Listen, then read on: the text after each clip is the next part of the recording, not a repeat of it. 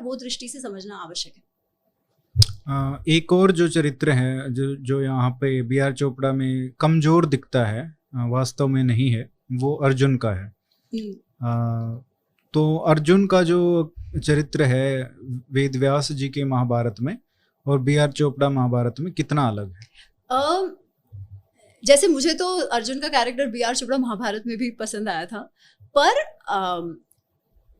अर्जुन कुछ जो न्यूएंसेस है वो तो चलो एक सीरियल थी इसलिए उसमें जितना दिखा सके उतना दिखाते हैं, पर अर्जुन को सब महाभारत में बहुत पसंद करते हैं। पर वो पसंद करने का कारण क्योंकि वो पांडव है या वो अच्छा दिखता है, ऐसा कुछ नहीं है। अर्जुन के कुछ गुण ही वैसे हैं जो जिसके कारण लोगों को वो बहुत पसंद आता है। जैसे हम उसकी बचपन की बात देखें तो द्रोणाचार्य उसे इसलिए नहीं पसंद कर रहे कि भाई अरे वाह मुझे बहुत अच्छे वाइब्स आ रहे हैं, ऐसे कुछ।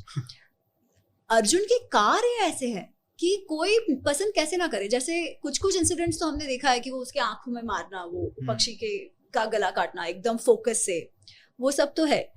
वो लड़का हमेशा अभ्यास में ही रचा हुआ था, उसे बाकी कुछ नहीं पड़ी थी, उसे ये था कि मुझे सब कुछ सीख लेना है।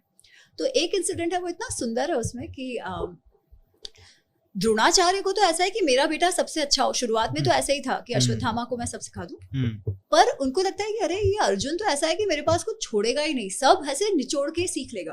अच्छा। तो वो अपने जो उनके कोई होते हैं जो खाना बनाते होते हैं, उनको कहते हैं कि अर्जुन को ना कभी भी रात में तुम अंधेरे में खाना मत देना। अच्छा।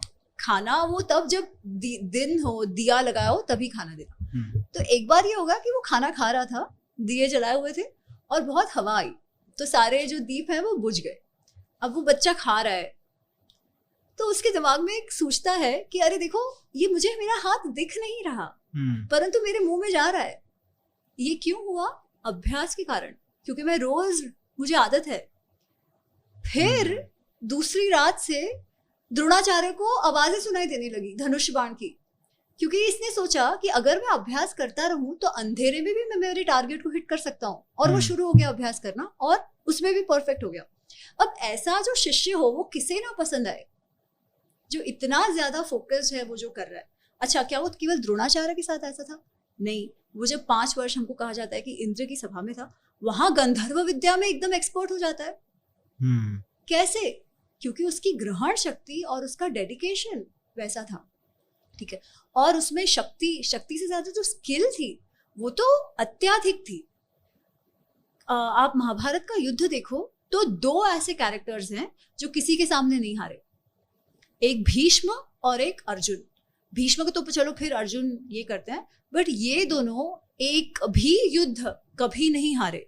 बाकी ऐसा कोई नहीं है। कई बार ये बात होती है कि अरे कर्ण अर्जुन से अच्छा, लेकिन कर्ण को तो हरा दिया था अर्जुन ने कितनी बार। और सिर्फ कर्ण को ही नहीं, सारे आए थे अरे कर्ण को तो अर्जुन ने क्या, कर्ण को तो भीम ने भी हराया है, कर्ण को तो अभिमन्यु ने भी हराया है, कर्ण को तो सात्यकी ने भी हराया है।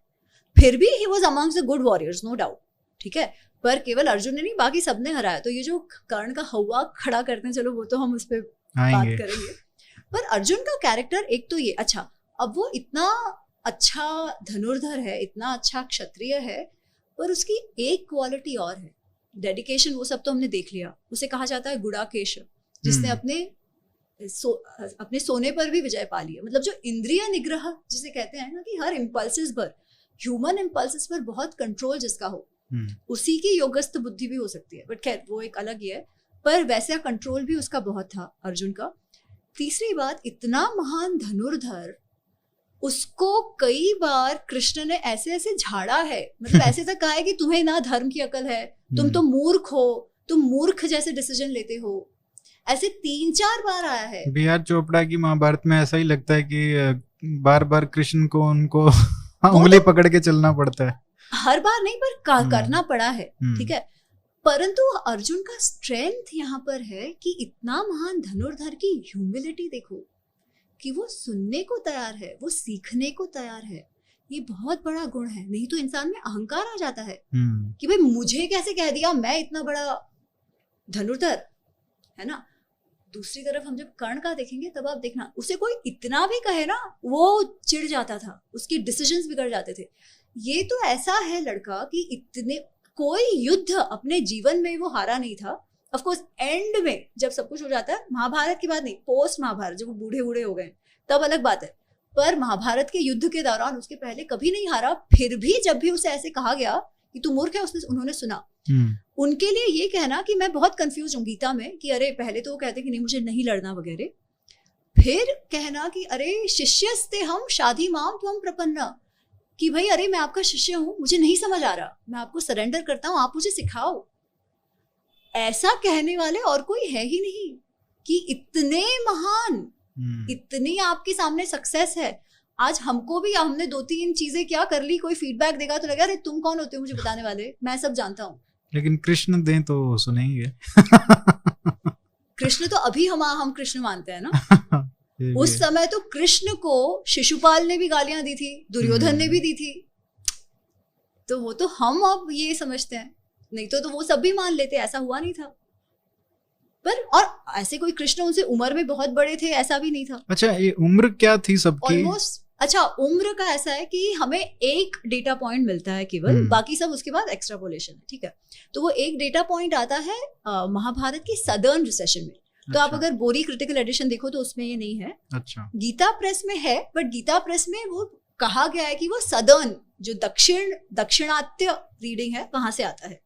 तो वेद व्यास की जो महाभारत है उसमें कोई मेंशन नहीं है, जो बोरी का एडिशन है उसमें नहीं है। अच्छा। जो सदर्न रिसेशन है उसमें वो भी कहा जाता है वेद व्यास का, पर जो बोरी में तो उन्होंने इतने सारे मैन्युस्क्रिप्ट्स एकत्रित किए ना, तो जब वो 1200 मैन्युस्क्रिप्ट्स एकत्रित हुए तो वो 2 पार्ट्स में बांटे गए थे।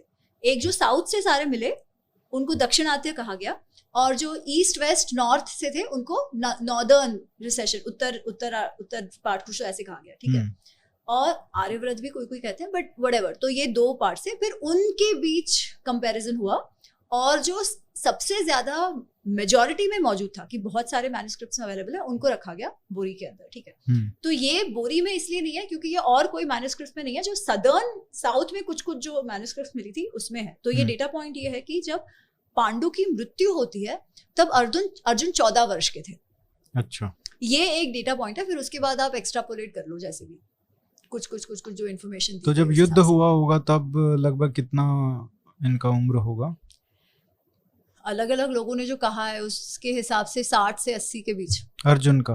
हाँ, मतलब मोस्टली तो 80 के इसमें जाता है अगर आप ढंग से उसका। तो पितामह तो फिर बहुत बड़े थे, पर वही है ना कि वो भी हम एग्जैक्टली नहीं कह सकते। अजम्पशंस बहुत सारे हैं कि वो यहाँ कितने वर्ष रहे। इंद्रप्रस्थ में 13 वर्ष का वनवास था, ये हम जानते हैं। उसके पहले 12 वर्ष का अर्जुन का अकेले का जो वनवास था वो द्रौपदी के साथ, द्रौपदी युधिष्ठिर के साथ जो होता है वो है। अच्छा, वो भी कोई कहते हैं 12 वर्ष नहीं था, 12 महीने था, तो उसमें क्लैरिटी नहीं है, ठीक है। बट अगर हम 12 वर्ष वो गिने, 13 वर्ष का वनवास गिने, तो वो 25 वर्ष तो वैसे ही हो गए। उसके पहले जो उनका पढ़ाई का टाइम था, जो पढ़ाई, वो हस्तिनापुर जब आते हैं तब युधिष्ठिर 16 वर्ष के और अर्जुन जो है वो 14 वर्ष के थे पर द सदर्न रिसेशन, ठीक है। तो उसके बाद तो 1-2 वर्ष तो वो लोग कृपाचार्य के साथ थे। फिर द्रोणाचार्य आते हैं, तो उनके साथ 3-4 वर्ष की तो पढ़ाई है ही है। तो मतलब तब तक अर्जुन जो है वो 20 वर्ष के हो गए थे। फिर उसके बाद कुछ वर्ष वो लोग पता नहीं 1-2 वर्ष आकर हस्तिनापुर रहे। फिर लाक्षागृह का हुआ, तो लाक्षागृह का जो टाइम था वहां कितने टाइम तो लाक्षागृह रहे। फिर 1 वर्ष का वहां पर फिर वनवास था, द्रौपदी के साथ विवाह हुआ तब तक। तो वो तब तक शायद 23-24 साल के कम से कम हो गए थे। तो वो 24 साल के बाद विवाह होता है, इंद्रप्रस्थ मिलता है। इंद्रप्रस्थ को वो लोग इतना महान बनाते हैं खांडवप्रस्थ से। उसके बाद वो 12 वर्ष का उनका ट्रैवल होता है। तो वो ऑलरेडी करते करते करते मतलब अच्छा खासा टाइम बीत गया। अगर किसी को करना हो तो इट्स एन इंटरेस्टिंग एक्सरसाइज।